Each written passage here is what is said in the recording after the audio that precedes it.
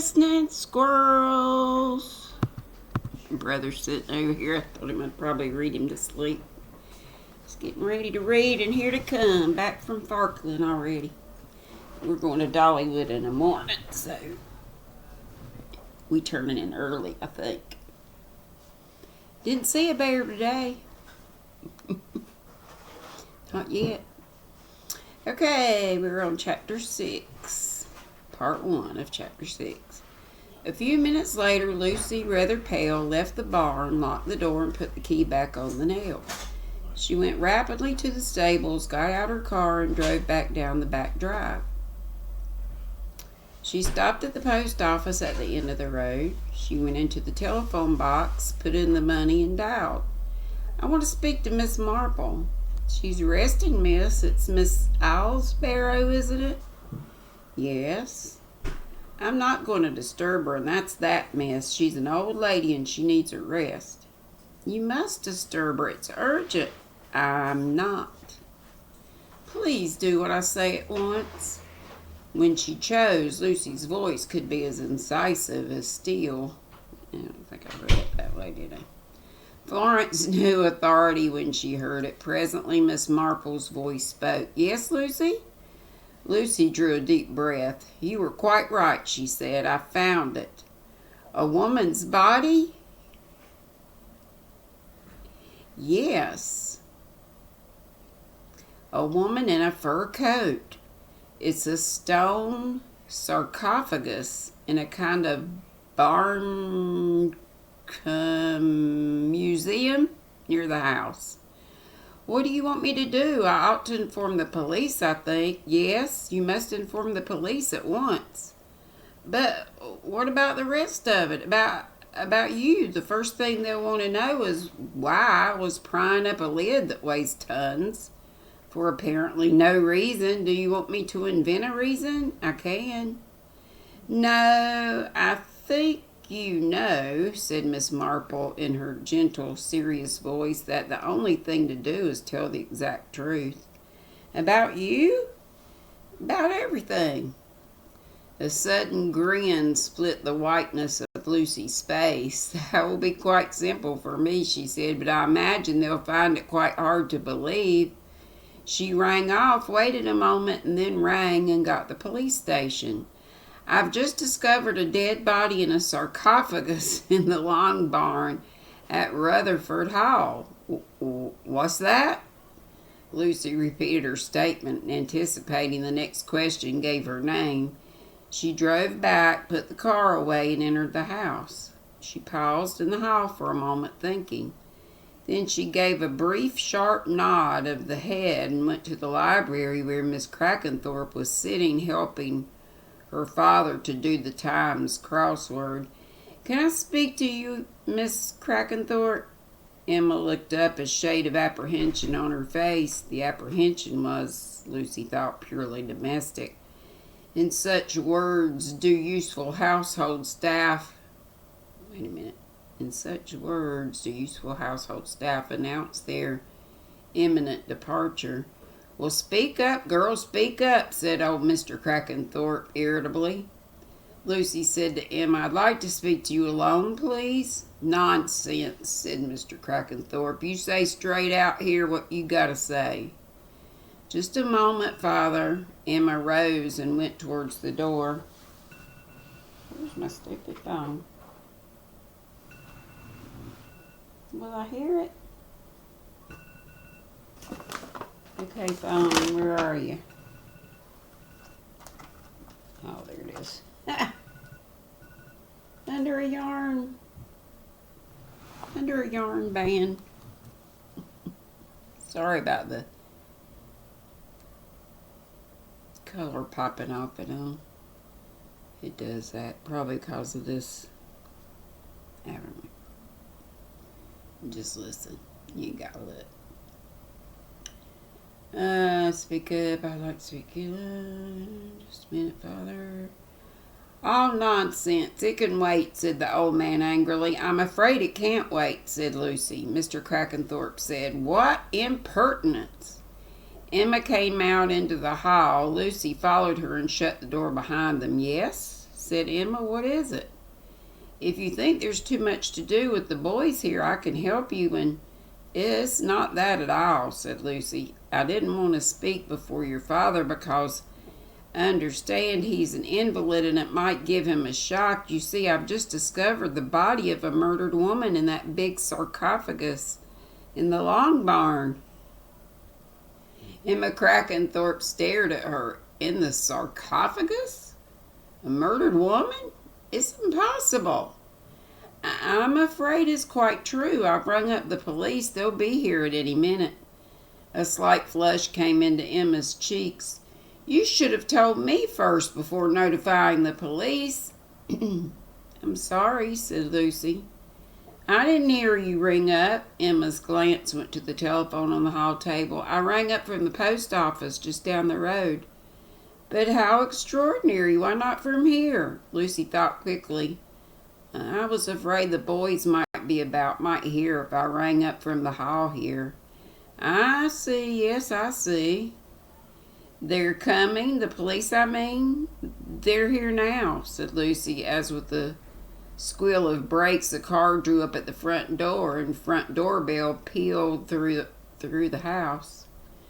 I'm sorry, very sorry to have asked this of you, said Inspector Bacon. His hand under her arm, he led Emma Crackenthorpe out of the barn. Emma's face was very pale. She looked sick, but she walked firmly erect. I'm quite sure I've never seen the woman before in my life. We're very grateful to you, Miss Crackenthorpe. That's all I wanted to know. Perhaps you'd like to lie down? I must go to my father. I telephoned Dr. Quimper as soon as I heard about this, and the doctor's with him now. Dr. Quimper came out of the library as they crossed the hall. He was a tall, genial man with a casual, offhand, cynical manner that his patients found very stimulating. He and the inspector nodded to each other. Miss Crackenthorpe has performed an unpleasant task very bravely, said Bacon. Well done, Emma, said the doctor, patting her on the shoulder. You can take things. I've always known that. Your father's all right. Just go in and have a word with him, and then go into the dining room and get yourself a glass of brandy. That's a prescription. Emma smiled at him gratefully and went into the library. That woman's the salt of the earth, said the doctor, looking after her. 1,000 pities she never married. The penalty of being the only female in a family of men. The other sister got clear, married at 17, I believe. This one's quite a handsome woman, really. She'd have been a success as a wife and mother. Too devoted to her father, I suppose, said Inspector Bacon. She's not really as devoted as all that, but she's got the instinct some women have to make their menfolk happy. She sees that her father likes being an invalid, so she lets him be an invalid. She's the same with her brothers. Cedric feels he's a good painter. What's his name? Harold. Knows how much she relies on his sound judgment. She lets Alfred shock her with his stories of his clever deals. Oh, yes. She's a clever woman, no fool. Well, do you want me for anything? Want me to have a look at your corpse now? Now Johnstone is done with it? Johnstone was the police surgeon. And see if it happens to be one of my medical mistakes? I'd like you to have a look. Yes, doctor. We want to get her identified. I suppose it's impossible for old Mr. Crackenthorpe. Too much of a strain? Strain? Fiddlesticks. He'd never forgive you or me if you didn't let him have a peep. He's all agog. Most exciting thing that's happened to him for 15 years or so, and it won't cost him anything. There's nothing really much wrong with him then. He's 72, said the doctor. That's all, really. That's the matter with him. He has odd rheumatic twinges. Who doesn't? So he calls it arthritis. He has palpitations after meals as well. He may. He puts them down to heart. But he can always do anything he wants to do. I've plenty of patients like that.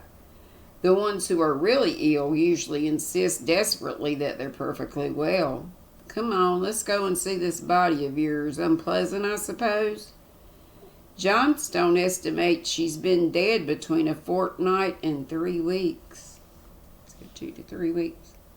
Quite unpleasant, then.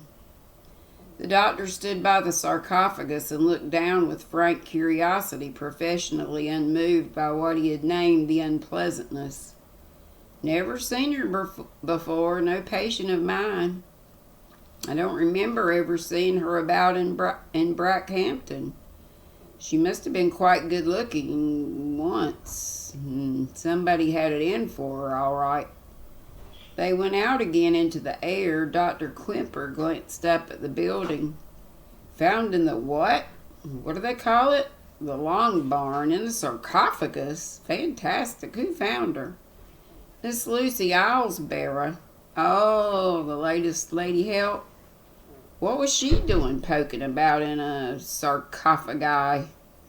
That, said Inspector Bacon grimly, is just what I'm going to ask her. Now about Mr. Crackenthorpe, will you? I'll bring him along. Mr. Crackenthorpe, muffled in scarves, came walking at a brisk pace, the doctor beside him. Disgraceful, he said. Absolutely disgraceful. I brought back that sarcophagus from Florence, and let me see, it must have been in 1908, or was it 1909? Steady now, the doctor warned him. This isn't going to be nice, you know. No matter how ill I am, I've got to do my duty, haven't I? A very brief visit inside the long barn was, however, quite long enough. Mr. Crackenthorpe shuffled out into the air again with remarkable speed. Never saw her before in my life, he said. What's it mean? Absolutely disgraceful. It wasn't Florence, I remember now. It was Naples, a very fine specimen, and some fool of a woman has to come and get herself killed in it. He clutched at the folds of his overcoat on the left side. Too much for me. My heart. Where's Emma? Doctor. Dr. Quimper took his arm. You'll be all right, he said. I prescribe a little stimulant. Brandy. They went back together towards the house. Sir? Please, sir. Inspector Bacon turned. 2 boys had arrived breathless on bicycles. Their faces were full of eager pleading. Please, Kurt. Please, sir. Can we see the body? No, you can't, said Inspector Bacon. Oh, sir, please, sir, you never know. We might know who she was. Oh, please, sir, do be a sport. It's not fair. Here's a murder right in our own barn. It's the sort of chance that might never happen again. Do be a sport, sir. Who are you two?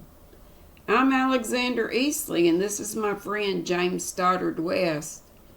Have you ever seen a blonde woman wearing a light-colored dyed squirrel? It's a squirrel coat. Anywhere about the place?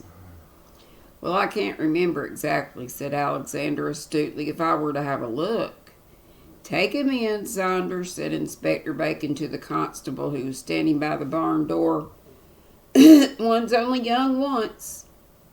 Oh, sir, thank you, sir.